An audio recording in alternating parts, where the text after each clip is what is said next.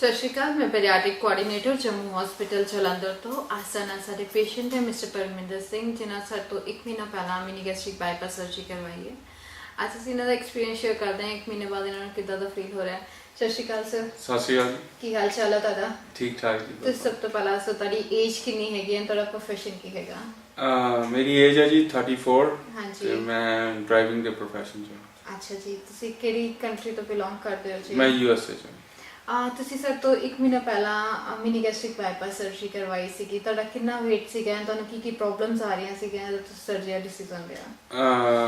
ਮੇਰਾ weight ਸੀਗਾ ਜੀ ਉਦੋਂ 138 ਜੀ। ਤੇ ਮੈਨੂੰ ਸਨੋਰਿੰਗ ਦੀ ਪ੍ਰੋਬਲਮ ਸੀ, ਫਿਰ ਚੱਲਣ ਫਿਰਨ 'ਚ ਪ੍ਰੋਬਲਮ ਸੀ, ਤੇ ਹੁਣ ਉਹ ਕੋਈ ਨਹੀਂ ਹੈਗੀ ਮੇਰੀ। 1 ਮਹੀਨੇ ਵਿੱਚ ਕਿੰਨਾ weight ਘਟ ਗਿਆ ਤੁਹਾਡਾ? ਮੇਰਾ ਜੀ 8 ਕਿਲੋ weight ਘਟ ਗਿਆ। ਕਿੱਦਾਂ ਦਾ ਫੀਲ ਕਰ ਰਹੇ ਹੋ? 8 ਕਿਲੋ weight ਘਟਣ ਦੇ ਨਾਲ ਥੋੜਾ ਜਿਹਾ ਕੁਝ ਹਲਕਾਪਨ ਮਹਿਸੂਸ ਹੋ ਰਿਹਾ? ਹਾਂਜੀ ਹੋ ਰਿਹਾ ਹੈ। ਹੁਣ ਮੈਨੂੰ ਸਨੋਰਿੰਗ ਵੀ ਨਹੀਂ ਹੁੰਦੀ। That's very good. ਖਾਣ ਪੀਣ ਵਿੱਚ ਤੁਸੀਂ ਨਾਰਮਲ ਡਾਈਟ ਸ਼ੁਰੂ ਕਰਤੀ ਹੋਈ ਹੈ ਆਪਣੀ? ਹਾਂਜੀ, ਬੜੇ ਚਿਰ ਦੀ ਜੀ, ਆਲਮੋਸਟ 2 ਵੀਕ ਹੋ ਗਏ। ਕੋਈ ਵੋਮਿਟਿੰਗ ਜਾਂ ਕੁਝ ਇਦਾਂ ਦੀ ਪ੍ਰੋਬਲਮ ਤੁਹਾਨੂੰ? ਨਹੀਂ। ਬੜੇ ਸਾਰੇ ਲੋਕੀ ਆਪਰੇਸ਼ਨ ਦੇ ਬਾਅਦ ਡਰਦੇ ਆ, ਲੱਗਦਾ ਆਪਰੇਸ਼ਨ ਕਰਾ ਲਿਆ ਪਤਾ ਨਹੀਂ ਕੁਝ ਖਾਦਾ ਨਹੀਂ ਜਾਣਾ, ਸਾਨੂੰ ਉਲਟੀਆਂ ਬਹੁਤ ਆ ਜਾਣੀਆਂ, ਸਾਨੂੰ ਬਹੁਤ ਵੀਕਨੈਸ ਫੀਲ ਹੋਣੀ ਹੈ। ਤੁਹਾਡਾ 1 ਮਹੀਨੇ ਦਾ ਐਕਸਪੀਰੀਅੰਸ ਕਿੱਦਾਂ? ਨਹੀਂ ਜੀ, ਨੋ ਪ੍ਰੋਬਲਮ ਐਟ ਆਲ, ਕੋਈ ਪ੍ਰੋਬਲਮ ਨਹੀਂ ਹੈਗੀ। ਤੁਹਾਡਾ ਜੰਮੂ ਹਸਪੀਟਲ ਨਾਲ, ਇੱਥੇ ਸਟਾਫ ਨਾਲ, ਡਾਕਟਰ ਸਾਹਿਬ ਨਾਲ ਐਕਸਪੀਰੀਅੰਸ ਕਿੱਦਾਂ ਦਾ ਰਿਹਾ? Very ਤੁਹਾਨੂੰ nice. ਕੋਈ ਪ੍ਰੋਬਲਮ ਤੁਹਾਡੇ ਸਟੇ ਦੇ ਵਿੱਚ ਆਉਂਦੇ ਬਾਅਦ ਤੁਹਾਨੂੰ ਕਮਿਊਨੀਕੇਸ਼ਨ ਦੇ ਵਿੱਚ ਕੋਈ ਪ੍ਰੋਬਲਮ ਆਈ? ਨਹੀਂ ਜੀ ਨਹੀਂ, very nice, very all the staffs are really nice.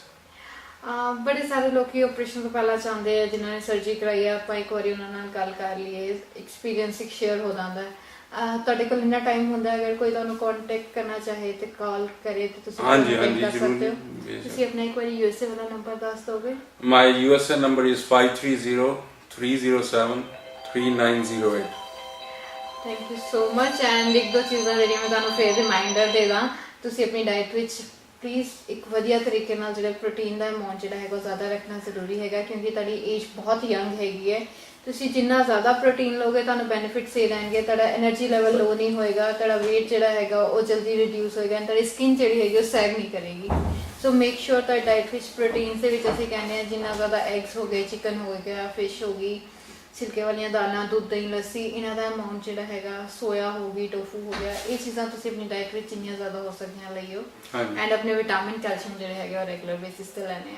ਠੀਕ ਹੈ ਜੀ? Okay, thank you so much and all the best. Thank you.